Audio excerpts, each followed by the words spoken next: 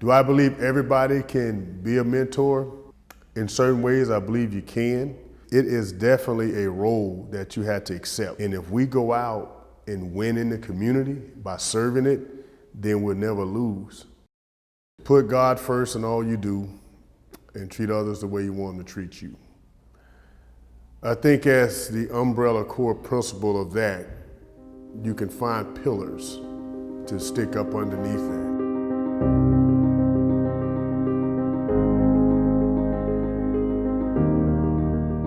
The impact of Derrick Brooks Charities is to reach out to people in the community, just to let them know and understand that there are more opportunities out there for them, kind of giving a helping hand to people that need it.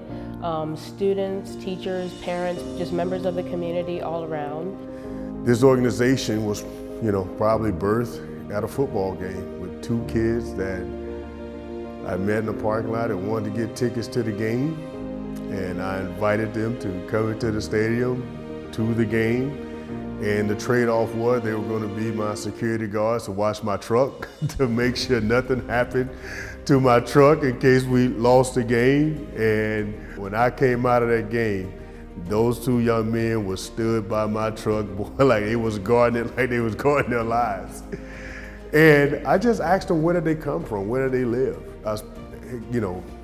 They said, hey, we live over in the College Hill, Belmont Heights area. I said, I tell you what, invite more of your friends. Come to the game next week, we're playing home and I'll give you all tickets, and it could be an experience you guys have never been because they'd never been to a game. And it is true, be careful what you ask for. I tell people that all the time, God has a way of showing you. So I did not expect to see those young men the very next Sunday. I really didn't. But I saw way more than those two young men.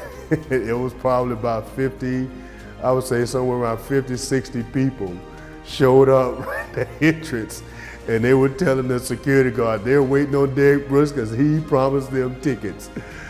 We won and came out, and I really had a chance now to say, hey, where's this neighborhood? Where is it at? And they say it's straight down Dr. Martin Luther King Street. You just go straight down this street, you'll run into our Boys and Girls Club, and that's where we all come from. So I went that following Tuesday. I went down to the Arlie Evans Boys and Girls Club, and I just showed up with no agenda other than to hang out with these kids that just attended our game on Sunday. And I think the environment fed my spirit. Little by little, the Lord started to feed my passion of what this relationship would be. And I think back, and it's such an amazing journey that football opened those doors. My name is Natasha Spencer. I'm one of the original members of the Brooks Bunch from the age of 12 to 17. I'm currently an obstetrician gynecologist in North Carolina. I love empowering women. I always used to say that it was always one of three things that were pretty much possibilities until I saw beyond that, getting involved with the Brooks Bunch and being able to do more and see more. One was being a single mother myself, potentially on welfare, multiple kids without a father in their lives, 2, on drugs, and 3, within a life of crime. And that's not a life that I saw for myself. And there was a world beyond that. And all I had to do is put in the work. It wasn't given to us. He always made us work for every trip that we went on. We had to research, we had to write papers, we had to do presentations. And then the biggest trip in Africa, we actually had to go through an interview process in order to earn a spot on each and every one of those trips. And so that instilled in me hard work and dedication to a goal. Getting into college, medical school, and then residency. The lessons that I learned through the Brooks Bunch was essential to me accomplishing those goals. Part of my life that I do want to extend to others through Derrick Brooks Charities fall up under one umbrella, if I may use that term. And it's the simple phrase of put God first in all you do and treat others the way you want them to treat you. And I try to line all the pillars up under that umbrella in terms of what we try to teach. That's a part of my life. Whether it's integrity, whether it's honesty, whether it's mental toughness, persistence. My favorite Coach Bowden quote is, the only time that you'll get a passing grade in life and make 3 Fs are faith, family, football, in that order. So I really try to live my life by those principles in terms of what I do. And I try to redirect those and show kids and even myself where in my life these were part of who made me who. Growing up, we had our challenges, but I was so determined to overcome any of those challenges that it was not going to get in the way of me earning, the best education possible. I don't ask anyone to do anything that I'm not willing to do myself. Yes, I give the freedom of creativity to teach and explore, but I'm in the weeds with you. I'm part of the grind because I love it. And I love doing it just because I want to see someone else be better than what they are. And the challenges that our kids for the last 20 years have overcome are meant, I celebrate every success. And I think the kids appreciate that. Some kids, yes, they have the talent to become doctors, they have. But some of our kids have the talent to just go in and change their life perspective. I give the example of young men wearing a belt. I celebrate that, the fact that I don't know the brand of their underwear because they got a belt on. I celebrate that just as much as I celebrate, again, one of our students going to be a doctor, attorney. You said, I celebrate them all because they need to. You're learning life skills. There's some things like, let's say riding a bike, you'll never forget how, to ride a bike, or you'll never forget, who taught you. And I think that's one of the things that would be more impactful, is just to be a man, a decent human, being a good citizen. Those are the big things. We can teach you to write, teach you to read and things like that, but those intangible skills that you need to go on in life, that's the most impactful thing. And he has a term where he say, make sure you throw the rope back. That means, hey, I help you, you help somebody else.